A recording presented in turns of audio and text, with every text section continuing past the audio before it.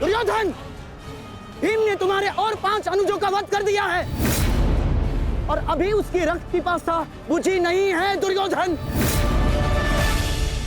और उस दिशा में देखो, द्रोण द्रुपद नरेश के साथ द्वंद्व में व्यस्त है। अब केवल तुम ही उस भीम को रोक सकते हो दुर्योधन, शीघ्रता करो।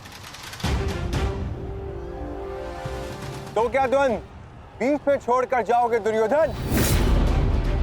उसके लिए उनका अनुज पर्याप्त है। आप जाइए, इनके द्वंद्व की कामना मैं पूर्ण करता हूं।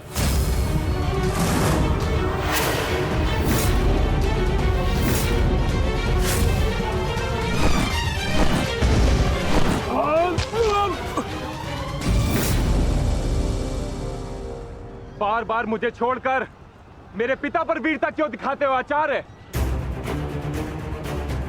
मुझसे द्वंद्व करो, मेरे जीवन का एक ही उद्देश्य है और वो है मेरे हाथों आपका वध। तब तक तुम्हें प्रतीक्षा करनी होगी धृष्टद्युम्न, क्योंकि जब तक द्रोण के हाथों में उसके शस्त्र है, स्वयं काल भी उसका वध नहीं कर सकता।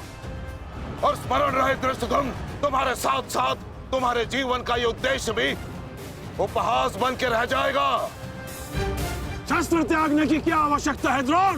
प्रेम, सम्मान, धर्म तो तुम पहले ही त्याग चुके हो। मेरे पिता तुल्य गुरु और अपने पिता महर्षि भरद्वाज पर तो तुम लांछन भी लगा चुके हो। तुम्हारी आत्मा तो कब की मर चुकी है द्रोण, कब की। अब केवल यह शरीर है, इसे त्यागने का समय आ गया है और वो समय अभी है। सावधान द्रुपद!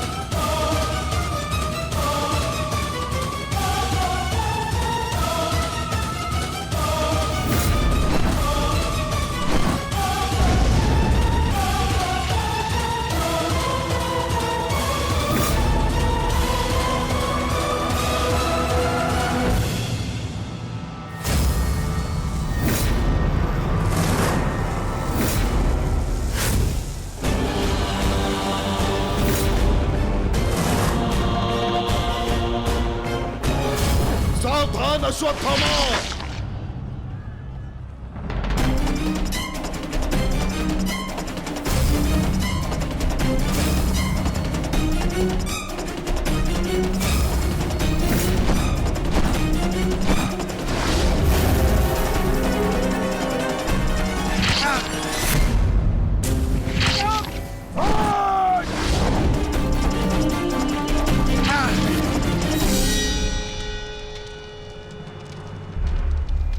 पिताश्री!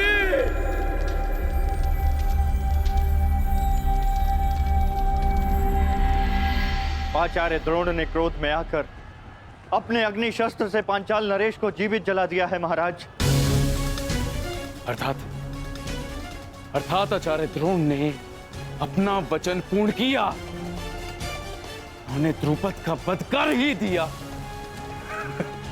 तुम देखना संजय, तुम देखना संजय, एक दिन पांडवों का अंत भी निश्चित है। और दुर्योधन? दुर्योधन कहाँ है संजय?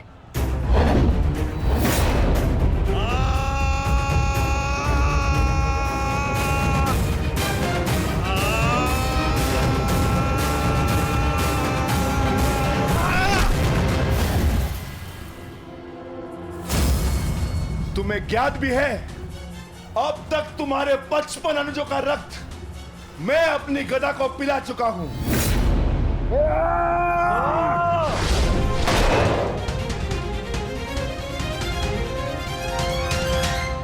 अश्वत्थामा, अश्वत्थामा, उठो उठो पुत्र, उठो।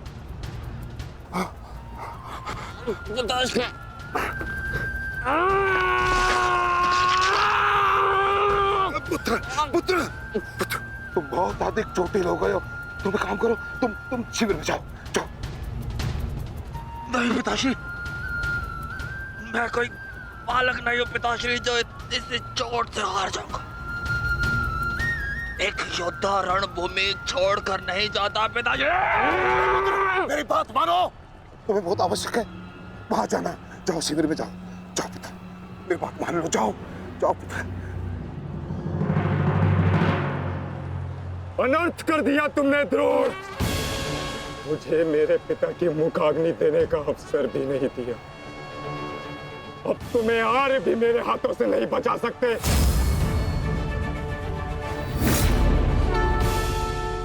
सावधान! मैं जानता हूं तुम एक वीर योद्धा हो, पर तुम बहुत अधिक चोटिल हो गए पुत्र।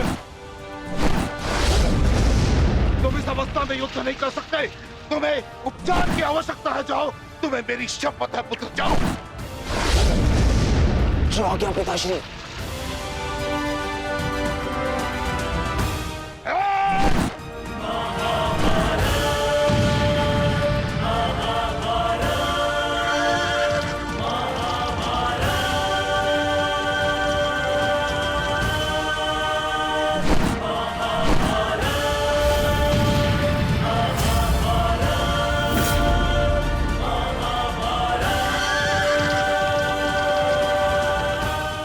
अश्वत्थामा जा रहा है पार्थ।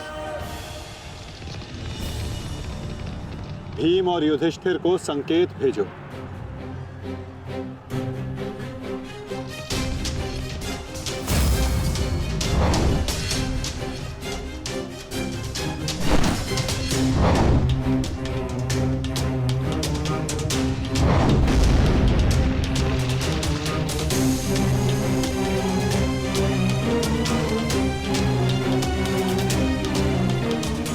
अर्जुन कोई संकेत दे रहा है। क्या योजना है माधव की?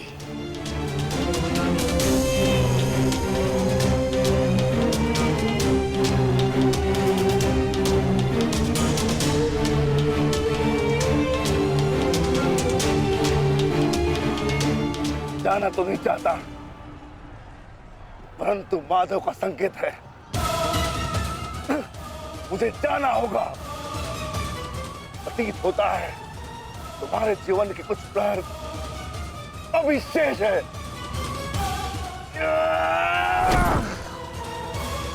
जाओ, जी लो।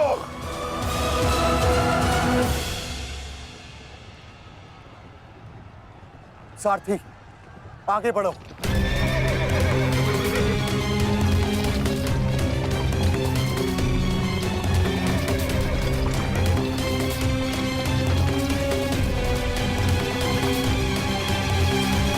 नहीं द्रोण, तुम्हें जाने की अनुमति नहीं है।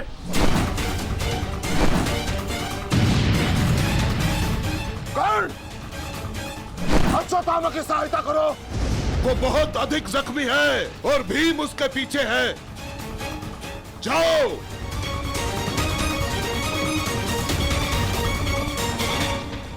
नहीं, मैं कर्ण को जाने नहीं दूंगा आचार्य।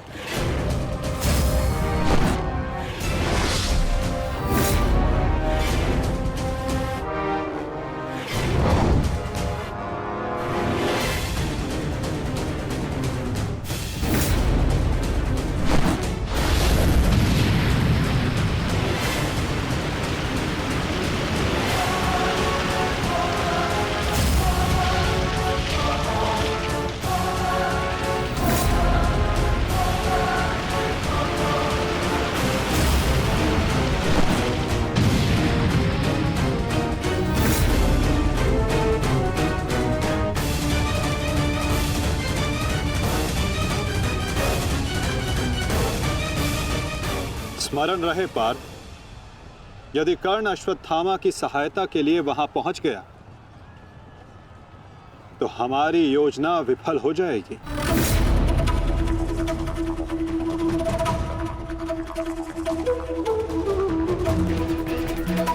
तुम्हें कर्ण को वहां तक पहुंचने से रोकना होगा पार्थ।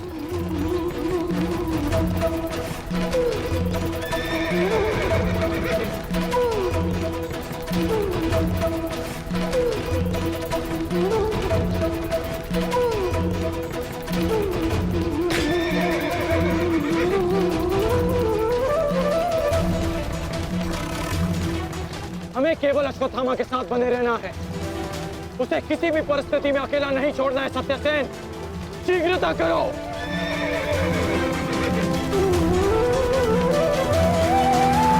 माधव, हमें कर्ण को रोकना होगा, अन्यथा हमारी योजना विफल हो जाएगी और आचार्य द्रोण का वध करना असंभव हो जाएगा।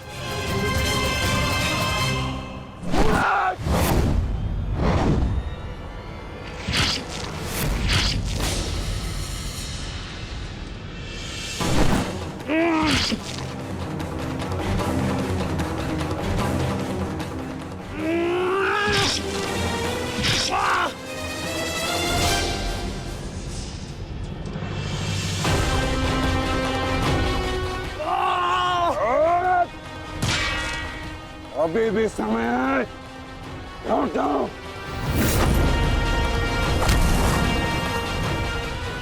मैं तब तक यहां से नहीं लौटूंगा जब तक आपके प्राण नहीं ले लेता आचार्य।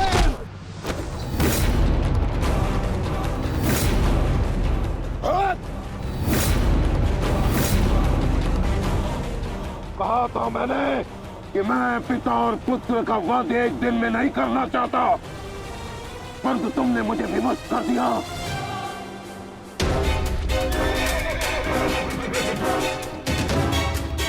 चलिए माता, कर्ण के पीछे चलिए। नहीं पार्थ, इस समय दृश्यद्युम्न को हमारी सहायता की आवश्यकता है और यहां से जाना हमारी योजना का भाग नहीं है। तुम आचार्य द्रोण के साथ युद्ध करो।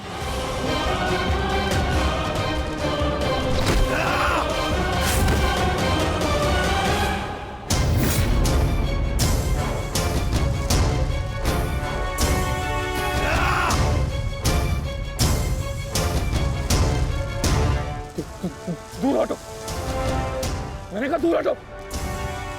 मैंने तब प्रणाम ठीक नहीं होगा। दूर हटो। देखा देश, अंत समय आने पर भी कुछ मूर्खों की अकड़ नहीं जाती।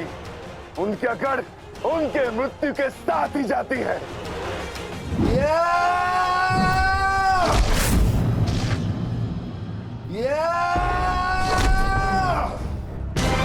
अश्वत्थामा!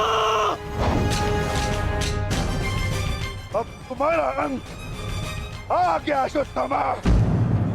अश्वत्थामा!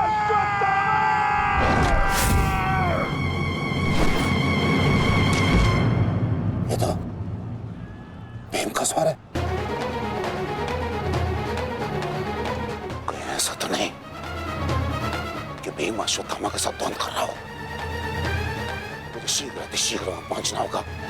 भीम की गर्जना का आशय आप भी समझते हैं आचार्य कि ये द्वंद्व समाप्त हो गया है और इस द्वंद्व के समाप्त होने से प्रतीत होता है कि अश्वत्थामा का वध हो चुका है आचार्य।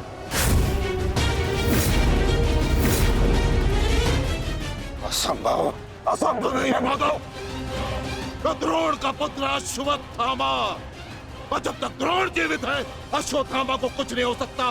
मेरा हृदय कहता है कि मेरा पुत्र जीवित है, कुछ नहीं हुआ उसे। और वैसे भी मुझे आपके बातों पे विश्वास नहीं है माधव। यही विचार पांडवों का भी था आचार्य कि युद्ध भूमि में उनके रहते हुए अभिमन्यु का वध नहीं हो सकता, उसकी मृत्यु नहीं हो सकती। परंतु ऐसा नहीं हुआ आचार्य। जब काल के रूप में जयद्रथ आ सकता है तो काल के रूप में विकोदर भीम भी आ सकते हैं। काल की गति को कोई नहीं रोक सकता आचार्य।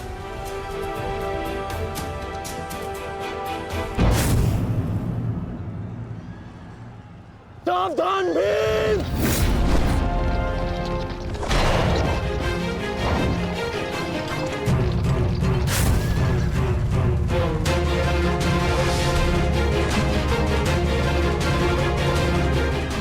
अश्वत्थामा, अश्वत्थामा, तुम ठीक हो? तुम ठीक हो? हाँ अंगराज।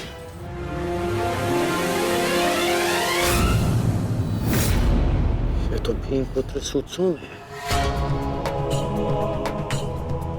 फिर भीम कहाँ है? वो वही है जहां उन्हें होना चाहिए। आचार्य, आज कर्ण नामक कवच भी अश्वत्थामा की रक्षा नहीं कर पाया।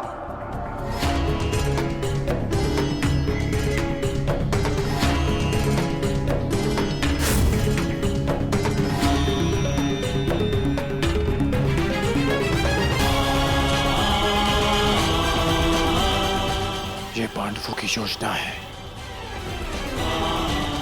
मुझे आचार्य द्रोण से दूर रखने के लिए। अंगराज, आप कहना क्या चाहते हैं? क्या कहना चाहते हैं अंगराज? आज पांडवों का लक्ष्य तुम नहीं, आचार्य द्रोण है।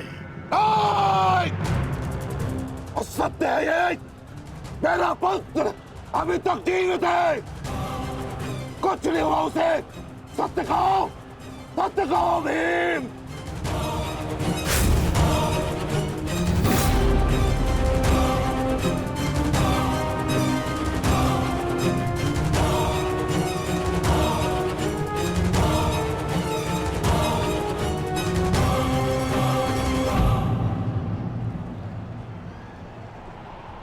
धर्मराज, मैं तुमसे सुनना चाहता हूं, ये सत्य क्या है? कह दो कि मेरा पुत्र जीवित है। तुम्हारा उपयोग केवल मेरा ध्यान भटकाने के लिए था। मुझे इस बात का आभास क्यों नहीं हुआ? आचार्य द्रोण के प्राण संकट में है। चलो अश्वत्थामा, चलो। सत्य कह दो कि आज भी मेरा पुत्र जीवित है, कुछ नहीं हुआ उसे, कोई उसका वध नहीं कर सकता। कहता एक बार। युद्ध भूमि में तुम्हारा विकोदर भीम के साथ रहना अनिवार्य है युधिष्ठिर, क्योंकि आचार्य द्रोण जानते हैं कि विकोदर भीम असत्य बोल सकते हैं,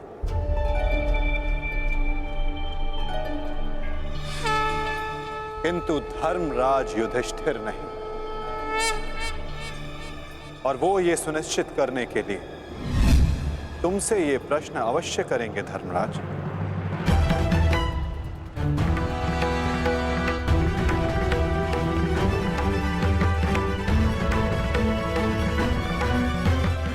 आप मेरे शत्रु हैं आचार्य, कौरवों के सेनापति। ये आवश्यक नहीं कि मैं आपके हर प्रश्न का उत्तर दूं। शीघ्र करो सत्यसेन। प्रश्न का उत्तर तुम्हें देना होगा धर्मराज। भले मैं कौरवों का सेनापति हूं, परंतु ये मत बोलो कि मैं तुम्हारा गुरु भी हूं।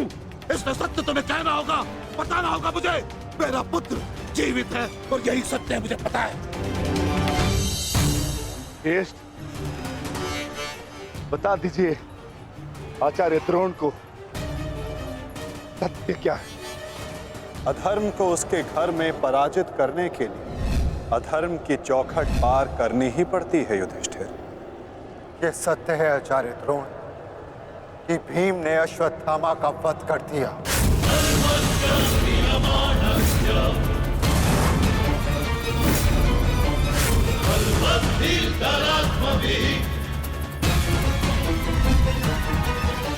नहीं माधव, मैं असत्य नहीं कहूंगा। तुम्हें असत्य नहीं कहना है युधिष्ठिर। विकोदर भीम अश्वत्थामा नामक हाथी का वध करेंगे।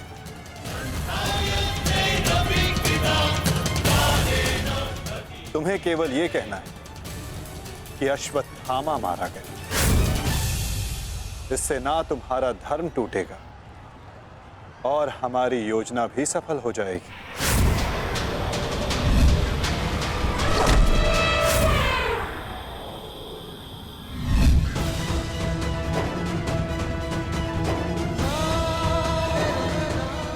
पुनः एक बार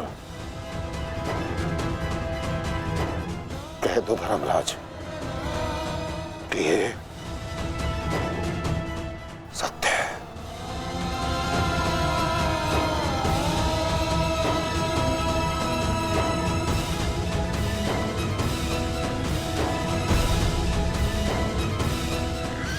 शीघ्र करो सत्यसेन। आपने बिल्कुल सही सुना आचार्य द्रोण।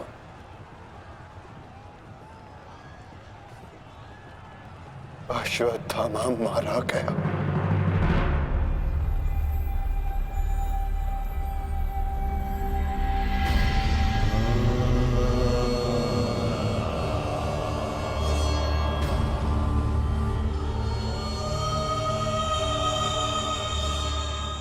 परंतु वो एक मनुष्य नहीं, एक हाथी था।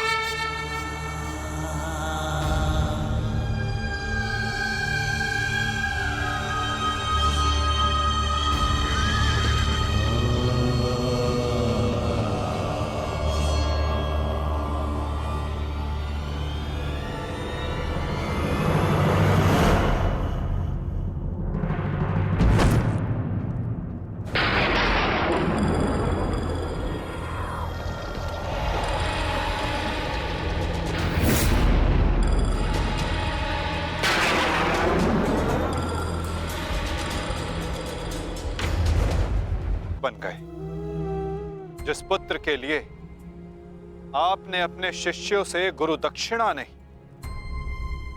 मूल्य मांगा।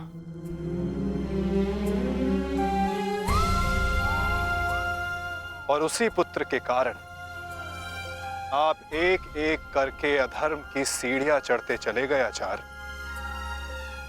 मनुष्य प्रेम में उत्थान करता है परंतु मोह में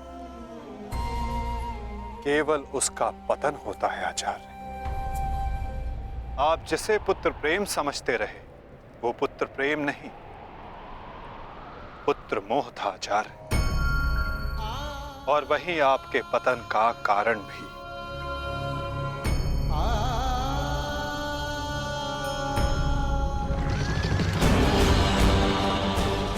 शीघ्र करो सत्यसेन।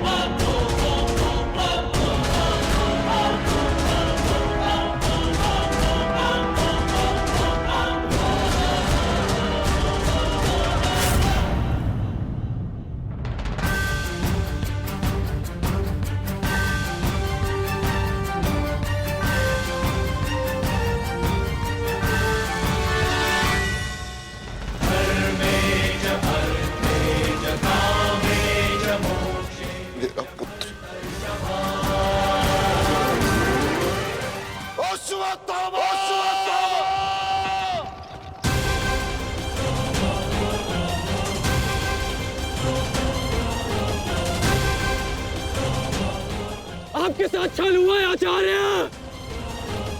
अश्वत्थामा जीवित है। पिताश्री! पिताश्री!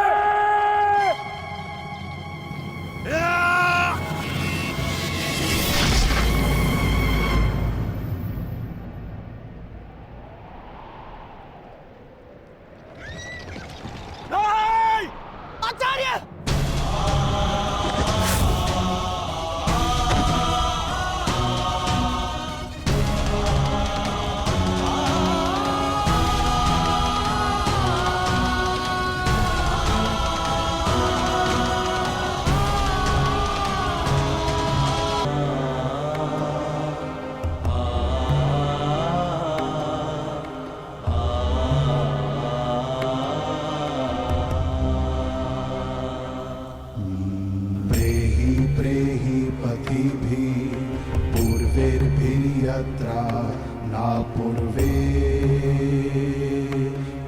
उत्तरपर्युः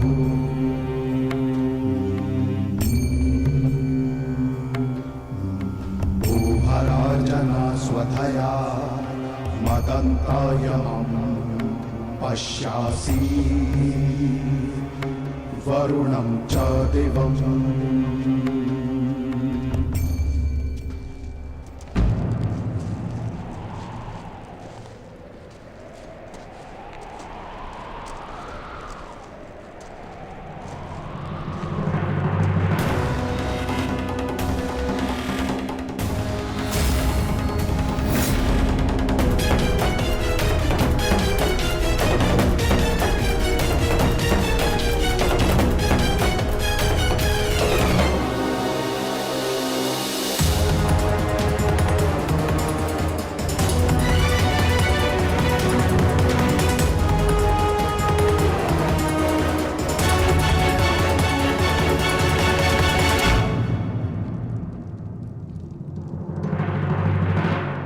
लोभी, कुटिल, छलिया, कपटी, महाविनाशी, ये सारी उपाधि इस दुर्योधन की थी। परंतु आज युधिष्ठिर तुमने मुझसे ये सारी उपाधियां छीन ली और अपनी बना ली। आज तुम इन सारी उपाधियों के सम्राट बन गए।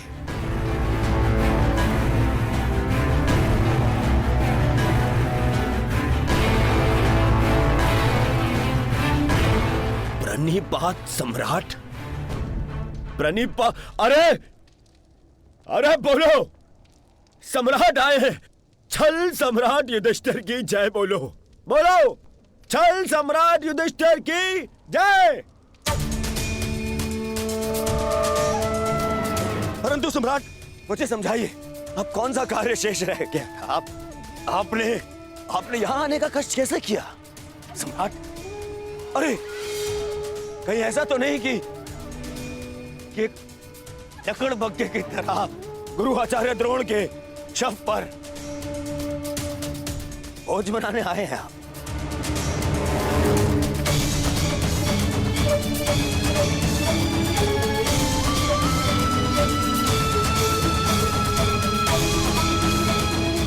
भोज मनाने आए हैं?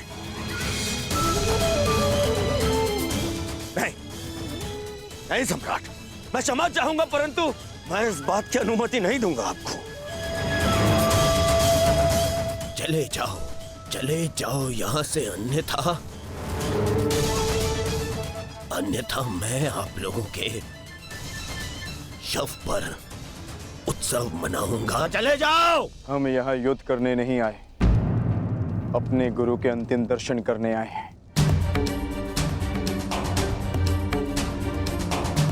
इस समय मैं अर्जुन नहीं, अपने गुरु का शिष्य हूं। हम पांडु पुत्र होने के नाते नहीं, परंतु कुरुवंशी होने के नाते उनके अंतिम दर्शन करने आए हैं। नहीं, तुम्हें इस युद्ध में विजय मिलेगी और ना ही अपने गुरु के दर्शन।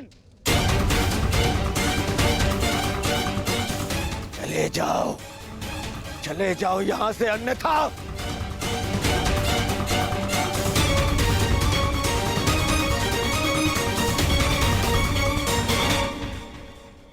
गुरु द्रोण के अंतिम दर्शन करने का अधिकार सबको है।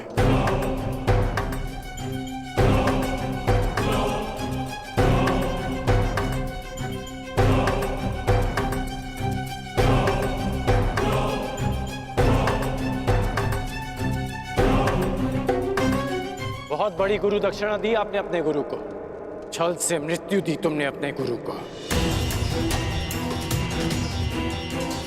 उन्होंने अनेकों दिव्यास्त्र सिखाए तुम सबको, परंतु विश्वासघात नामक अस्त्र का कोई उत्तर नहीं था उनके पास।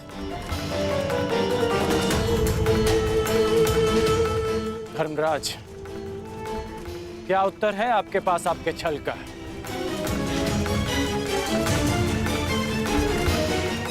बताइए। मेरा चयन बिल्कुल ठीक था, दुर्योधन तुमसे बेहतर राजा होगा।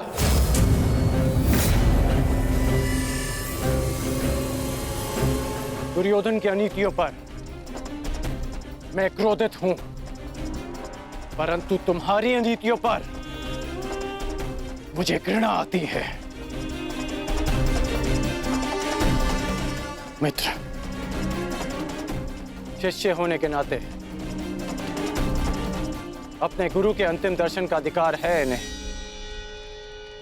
नहीं, अंगराज ठीक कह रहे हैं मित्र।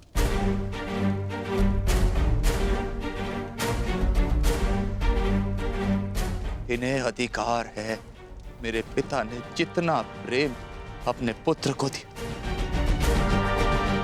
उतना किंचित अधिक इन पांडु पुत्रों को दिया।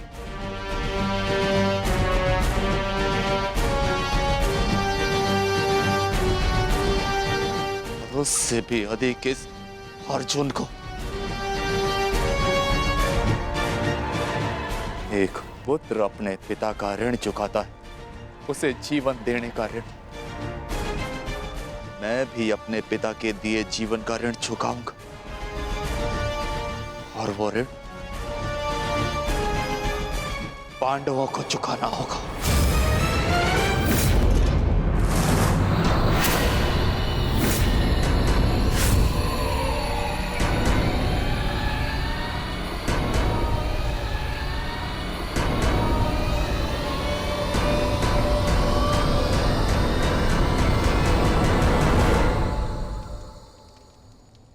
पापियों और दैत्यों की भांति तुम लोगों ने विद्या पर लांछन लगाया है।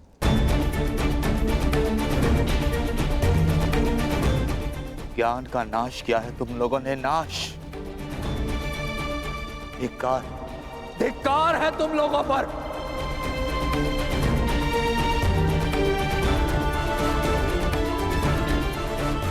पांडव पुत्रों,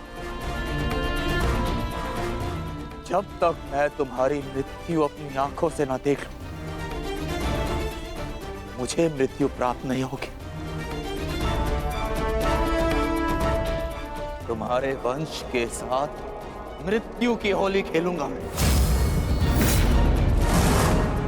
जिन बच्चों ने आज मुझे रोका, मैं उनकी सांसें रोक दूंगा।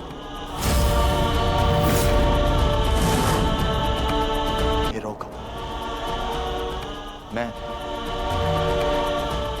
उनकी सांसें रोक दूंगा।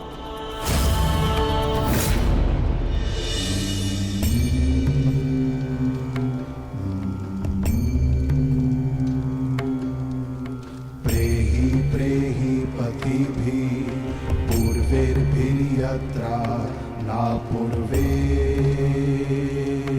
पितरपर्युः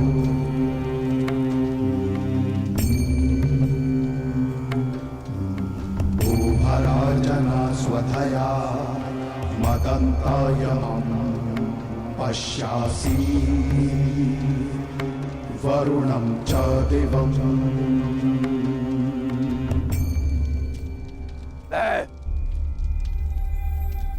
द्रोण पुत्र अश्वत्थामा, ये प्रण लेता हूं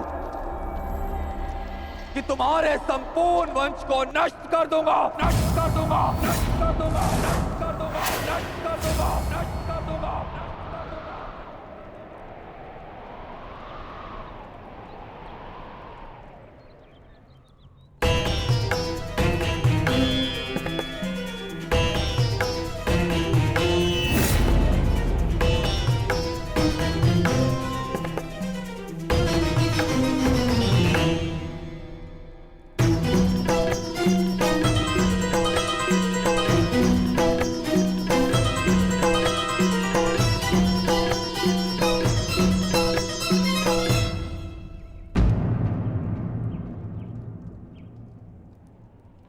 क्या सोच रही हो सखी? असंख्य चिताएं, असंख्य अग्नि जलकर भस्म हुआ मेरा मान, मेरा सम्मान, मेरा अभिमान। हमारे सभी संबंध, ये सब लाभ भी तो हानि को ही मिले।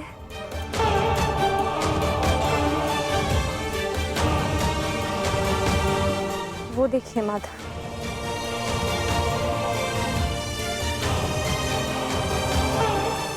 भ्राता धृष्टद्युम्न के जीवन का गणित संपूर्ण हुआ।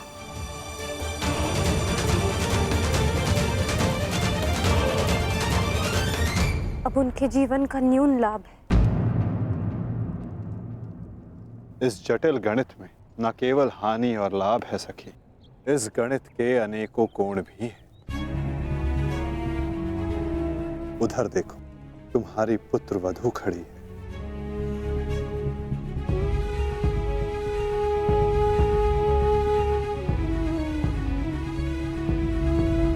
जो वस्त्र हरण तुम्हारे साथ हुआ, वो अन्य किसी स्त्री के साथ ना हो, उसकी लज्जा का रक्षण हो सके,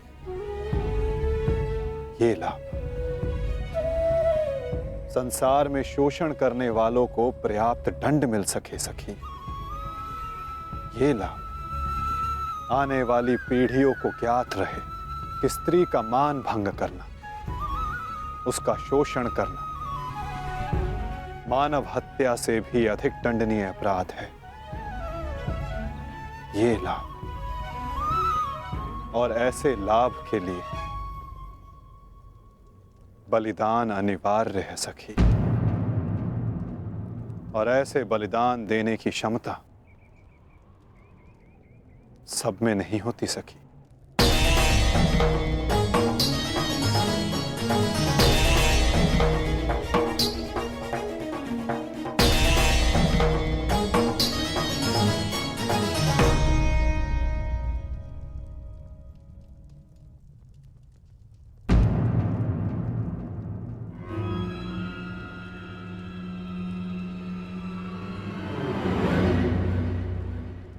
सुप्रिया का संदेश आया है भगतग्राम से।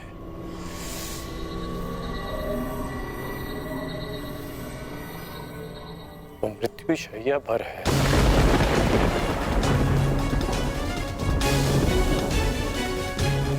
इसमें लिखा है कि उसके पास अधिक समय नहीं बचा। हमें शीघ्र उसके पास पहुंचना होगा। कर्ण, उसे तुम्हारी आवश्यकता है। हाँ, अंगराज,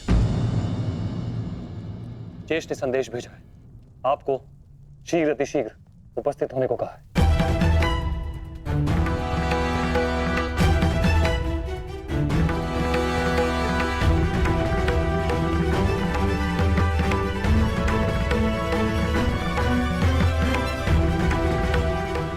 मुझे जाना होगा, दुर्योधन के पास जाना होगा।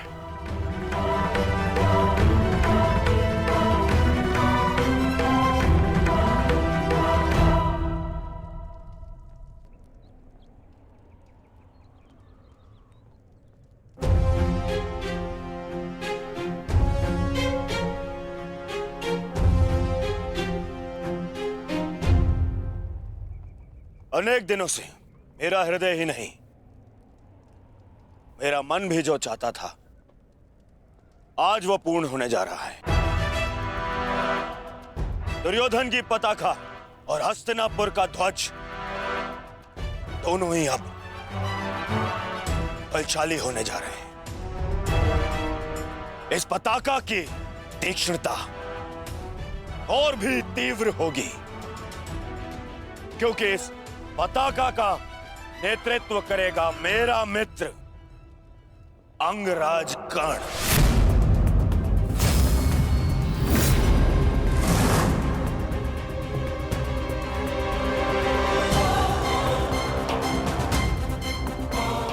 मित्र, आज से मैं निश्चिंत हो गया।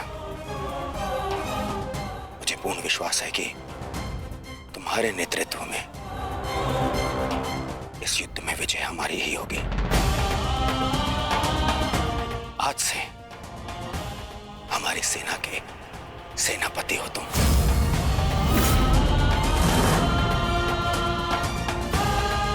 दुर्योधन, किसी दासी स्त्री के लिए पति चुन रहे हो, अपनी सेना का नायक चुन रहे हो? एक नीची जाति के व्यक्ति को तुम हमारे सर पे थोप नहीं सकते।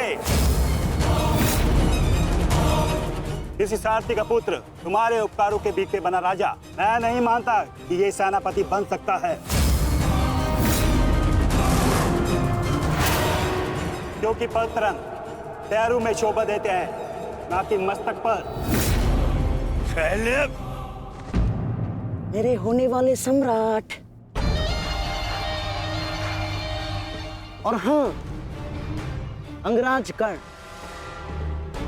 देखो तुम दोनों बुरा मत मानना। प्रश्न केवल ये नहीं है कि अंगराज सूत है या क्षत्रिय। प्रश्न तो ये है कि सेनापति पद किसे मिलना चाहिए। सेनापति पद के लिए आवश्यक क्या होता है? बुद्धि और शक्ति।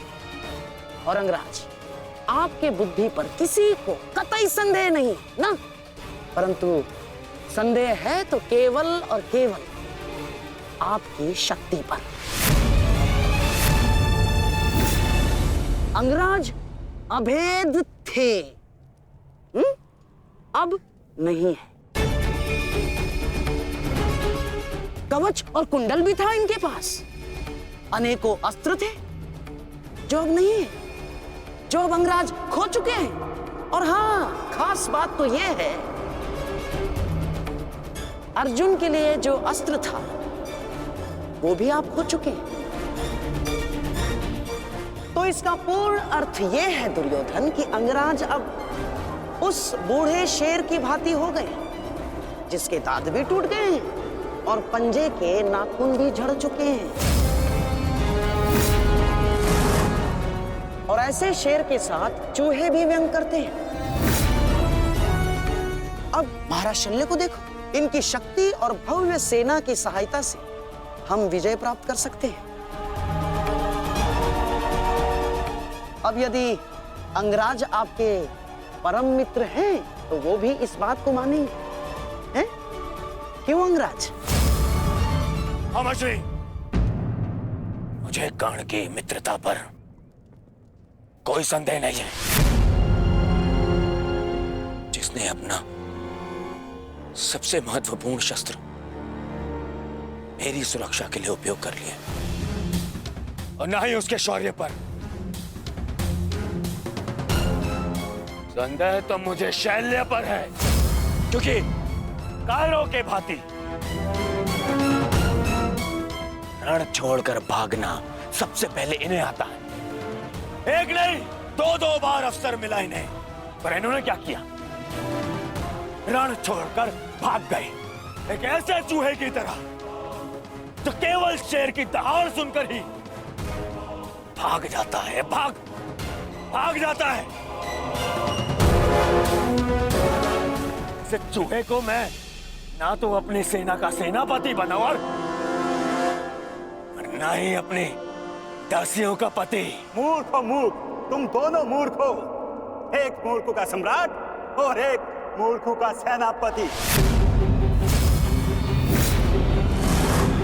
तुम दोनों मूर्खों को लगता है पांडवों पे विजय पाओगे? बस मद्रराज,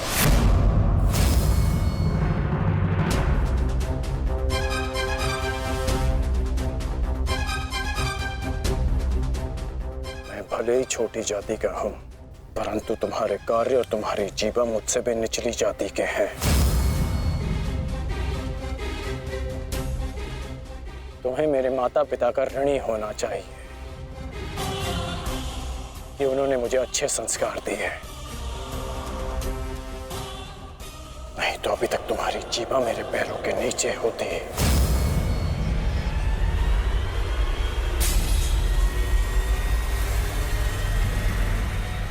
अब एक और शब्द अपनी जीभा से निकाला तो मैं अपने सारे संस्कार भूल जाऊंगा, और ये भी भूल जाऊंगा कि हम दोनों एक ही पक्ष में हैं।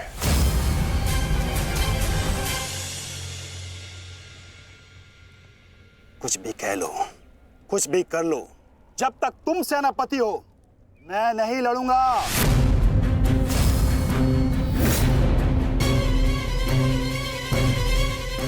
कायर फिर पीठ दिखाकर भाग रहा है। भूल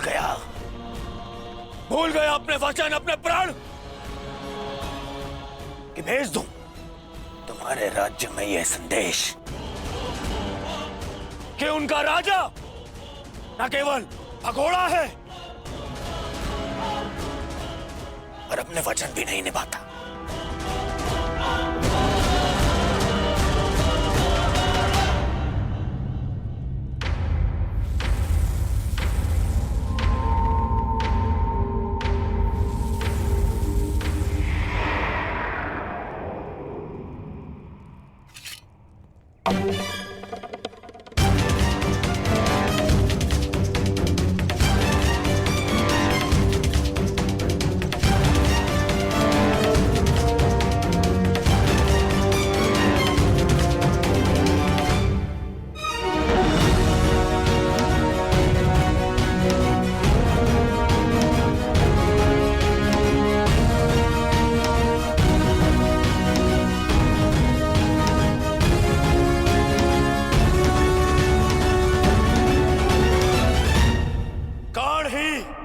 सेना का नेतृत्व करेगा। उन पांडवों ने केवल छल से हम पर विजय प्राप्त की है।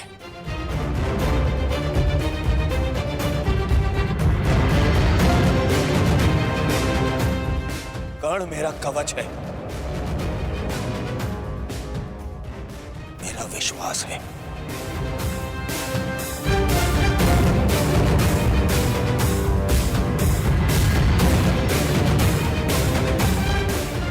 और कल मेरे विश्वास की विजय होगी, मेरे सामर्थ्य की विजय होगी और मेरे शत्रु के छल की पराजय।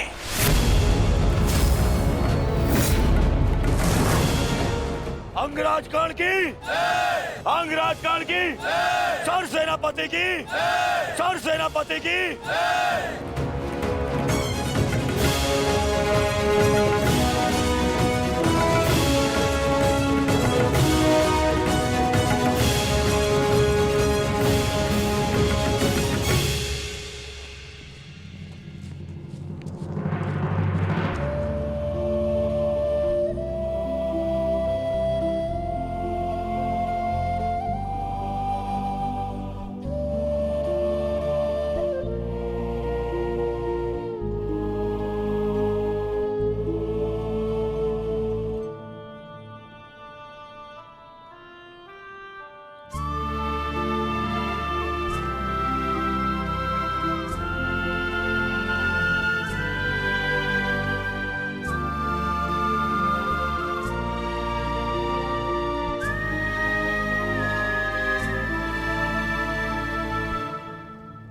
कर्ण, तो तुम नहीं जा रहे हो?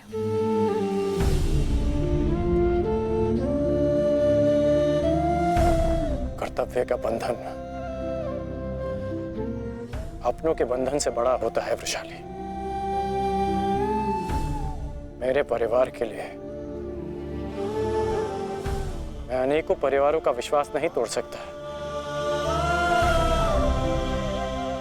सेनापति का कार्य एक पति के कार्य से बड़ा होता है।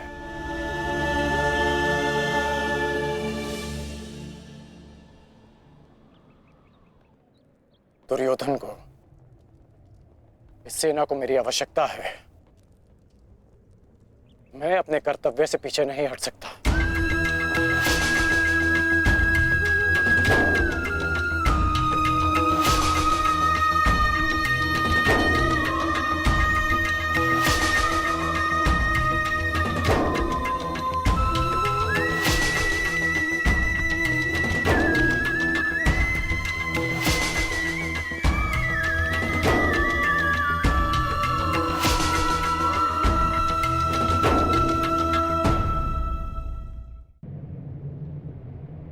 15 दिन, मात्र 15 दिन पूर्ण हुए हैं इस युद्ध के संजय, और इन 15 दिनों में मैंने अपनी सारी शक्ति, सारे सहारे खो दिए हैं। ताचरी शरशैया पर आचार्य द्रोण की निर्दयता से हत्या कर दी गई, और मैंने अपने 90 पुत्रों को खोया है। अब और क्या खोना शेष है? क्या मैं अपने 10 पुत्रों को भी खो दूंगा? जब मेरा कुरुवंश ही समाप्त हो जाएगा, जब मेरा पिंड दान करने के लिए कोई नहीं रहेगा, तो क्या लाभ ऐसे विजय का, और क्या हानि ऐसे पराजय से? ये कैसा अकाल आया है संजय, जिसने मेरे कुरुवंश के वृक्ष की सारी शाखाओं को सुखा कर रख दिया। किस काम की?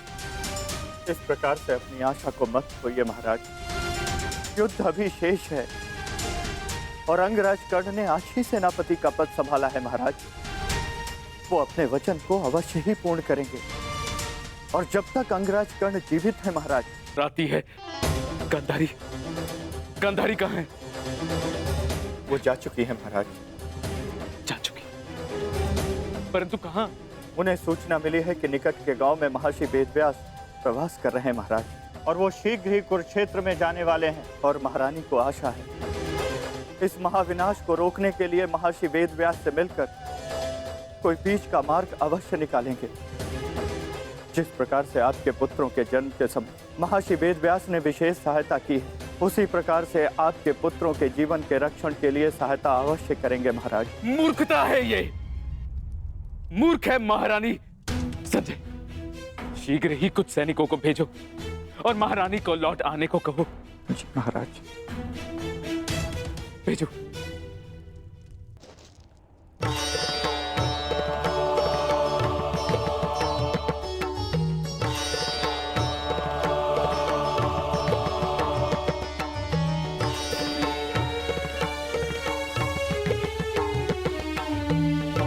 माधव, आप विश्राम कर लीजिए।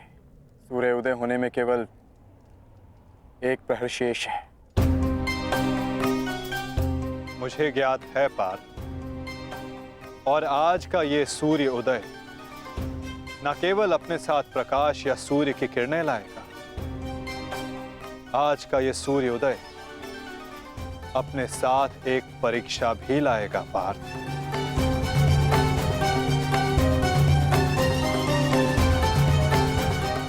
और उस परीक्षा के लिए सज्ज होना। आपका तात्पर्य?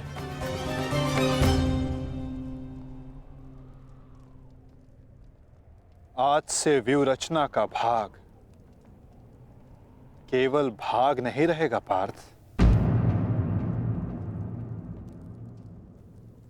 स्वयं व्यूहरचनाकार होगा पार्थ।